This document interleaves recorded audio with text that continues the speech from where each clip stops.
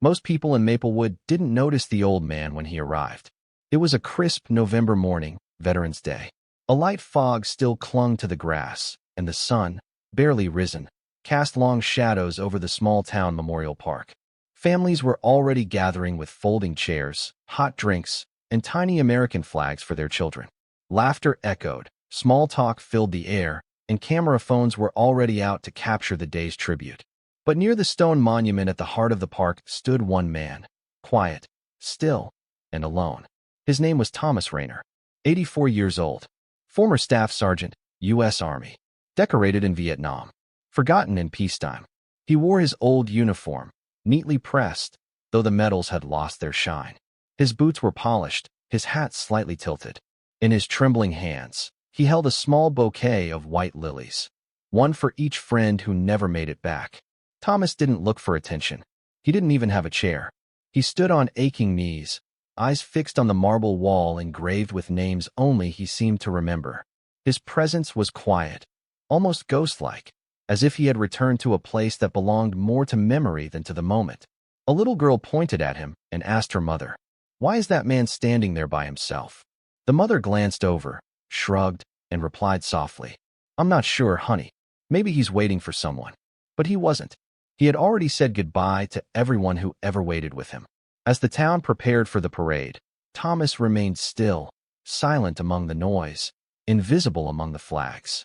People walked past him without so much as a glance. Some took photos near the statue behind him, blocking his view. A few even chuckled at how serious he looked, as if he were part of some forgotten ritual. No one asked his name. No one knew his story. And yet, Thomas stood with dignity. Not for applause, not for attention, but for memory, for honor, and for the 17 names carved into stone beside him. Thomas Rayner had been standing for nearly an hour. The crowd around the Memorial Park had grown thick. Families now lined the sidewalks. Local high school students were handing out programs, and a portable speaker system buzzed as city officials prepared for the formal ceremony. No one offered Thomas a chair. No one asked if he needed water. And no one noticed that his hand trembled slightly as he gently laid the lilies at the base of the monument. Just then, two teenage boys, laughing and shoving each other, bumped into him without looking. "Watch it, Grandpa," one muttered under his breath. Thomas didn't react. He simply straightened his back and adjusted his hat. Nearby, a couple sitting on a bench whispered to each other. "Is he part of the performance or something?" the woman asked. The man shook his head. "Probably some old guy who thinks this is his moment." Their words stung, though Thomas had heard worse. It wasn't the first Veterans Day where he'd felt invisible, like a relic of a war the world would rather forget. A city employee in a bright yellow vest approached with a clipboard and a plastic smile. "Excuse me, sir," she said. "We're about to start the ceremony. We need this space clear for the youth choir and mayor's speech. Would you mind stepping back a bit?" Thomas looked at her, calm and polite. "This is where my men's names are," he said quietly. "Just a moment longer." The worker hesitated, clearly unsure how to respond. "Of course, sir," she finally said, but her tone had shifted from courteous to dismissive. As she walked away, she tapped her earpiece and mumbled something about an old guy blocking the stage view. The choir began assembling on the far side of the park, fresh-faced teenagers in red, white, and blue polos, giggling nervously. A few of them shot glances toward Thomas. One boy smirked and whispered to his friend, "That dude looks like he stepped out of a World War II movie." A soft laugh followed. The microphone popped to life. The town mayor adjusted his tie and cleared his throat. "Ladies and gentlemen, thank you for joining us on this special day, our annual Veterans Day tribute, honoring those who've served this great country." People clapped politely. Thomas didn't move. He simply closed his eyes. He wasn't here for speeches. He was here for silence, for memory. But silence was hard to find in a world that had long since moved on. The ceremony continued. Music, flags, speeches, rehearsed applause. The mayor smiled for photos. A local teenager read a poem that had no real emotion behind it. And still, Thomas stood alone, unnoticed beside the names that once beat alongside his in combat. He didn't want recognition. He never had. But on that morning, something about the indifference, about being asked to move away from his fallen brothers, felt heavier than any battle he'd fought. He was ready to leave. ready to turn his back on the town that had turned its back on him. Until something happened. Something he never expected. Just as Thomas Rayner turned to leave, a sudden hush fell over the park. It wasn't part of the schedule. No one gave a signal. But the laughter, the murmurs, even the mayor's practiced speech trailed into silence as I turned toward the far end of the walkway. Marching in quiet unison, a group of 20 uniformed soldiers appeared. Not teenagers, not reenactors, real soldiers, active duty and veterans alike. Some in full dress blues, others in fatigues, each one carrying a solemn expression. They weren't part of the town's program. No one had introduced them. And yet, they walked with purpose, boots tapping gently against the stone path, a steady cadence. No music, no fanfare. At their lead was a young officer, clean-shaven, with calm eyes and a powerful presence. As he approached the center of the park, he raised a hand, and the unit halted in perfect formation. The officer turned his gaze to Thomas. Then he spoke, voice clear, cutting through the silence like a hymn. "Staff Sergeant Thomas Rayner, we remember." Thomas froze. The young man stepped forward. "Sir, you stood for us decades before any of us could walk. You carried men on your back through fire, bled for strangers, and came home to silence. But today," he nodded behind him, "you don't stand alone." With that, he stepped aside. And from behind the formation, another group emerged, a full choir, dressed in muted uniforms, boots polished, each one holding a small booklet. Without a single word of command, they began to sing. Not loud, not flashy, but with a reverence that could bring stone to tears. Musical notes, "God Bless America," "Land That I Love," musical notes. Their voices rose gently into the morning sky, harmonizing above the crowd, floating between the flags and falling leaves. For a moment, time slowed. Thomas's hands shook as he removed his hat. He stood taller than he had in years. Tears welled in his eyes, but he didn't wipe them away. He let them fall, because they weren't tears of grief this time. They were tears of remembrance, of being seen. Around the park, people began to rise from their seats. One by one, hats were removed. Mothers held their children close. Even the mayor placed a hand over his heart. The teenage boys who had mocked Thomas earlier now stood motionless, their eyes wide with shame.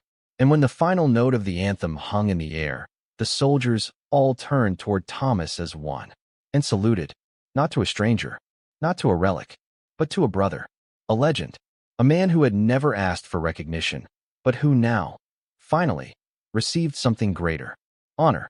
When the choir fell silent, the air in the park remained still, as if even the breeze had paused out of respect. Then, one by one, people began to move, not away, but toward Thomas. A woman with gray streaks in her hair approached first, tears in her eyes. She gently placed a hand on Thomas's shoulder.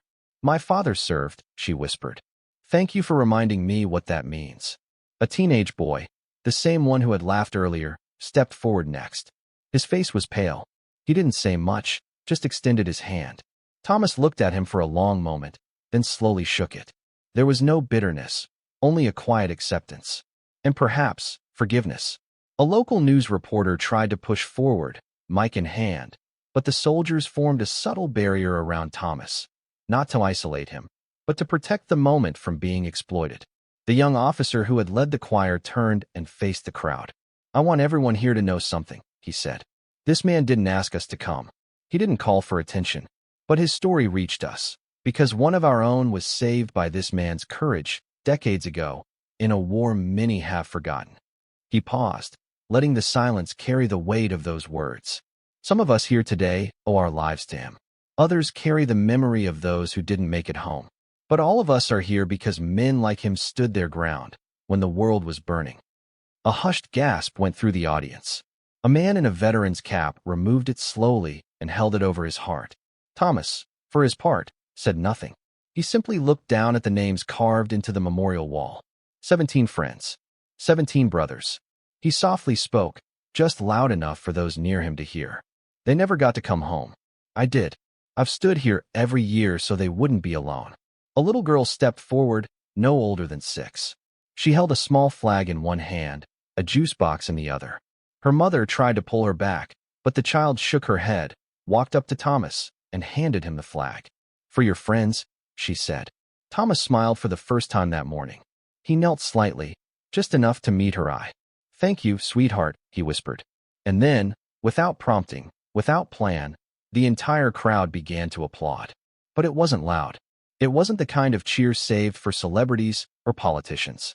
It was slow, rhythmic, respectful. A standing ovation, not for a man seeking glory, but for one who had carried it quietly all his life. In that moment, Thomas Rayner was no longer alone.